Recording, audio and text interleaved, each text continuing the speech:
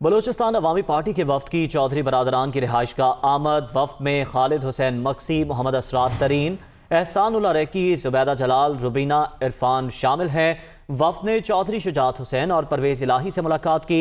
मुल्की सियासी सूरत हाल और बाहमी दिलचस्पी के अमूर पर तफसीली गुफ्तगू हुई। मज़ीद तफसीलात जान लेते हैं। कमरुल मुनव्वर हमारे साथ मौजूद हैं।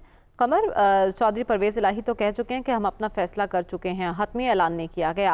आज बाप पार्टी आई है, क्या ये भी उनके फैसले में साथ होगी? बातों का ये सिलसिला तो जारी है। इसी वजह से बाप पार्टी जो है इनसे भी मुशावरत करनी थी और इनसे भी राय लेनी थी। खास तौर पर जो मुस्लिम लीग काफ ने कल एक मुलाकात की MQM के लोगों के साथ और उसमें जो चीजें तय हुई थी उसके साथ विभाग के लोगों को जो है वो एतमाद में लेना था। ये वक्त जो है कुछ ही देर पहले यहाँ पर जो मुस्लिम लीग काफ हाउस है वहाँ पहुंचा, जहाँ पर पहले इनकी जो बड़े इनके हैं उनके साथ मुलाकात हुई, जिसमें चौधरी बरादरान में चौधरी परवेज इलाही और चौधरी शुजात हुसैन शामिल थे।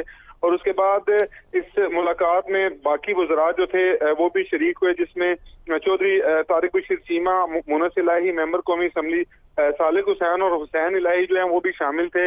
बाहमी मुशावरत से बातचीत की जा रही है, क्योंकि MQM के साथ जो कल मुलाकात हुई थी उस हवाले से ये सारी जमातें इकट्ठे चलना चाह रही थी, तो जो कुछ तहफ़्फ़ुज़ात उनके थे वो भी इनको एड्रेस किए गए हैं। ताहम ये मुलाकातों का सिलसिला जो है वो जारी रहेगा। एक मुशावरती इजलास जो है मुस्लिम लीग काफ का वो भी उसका भी इनेकाद हुआ, जिसमें मुख्तलिफ फैसले किए गए।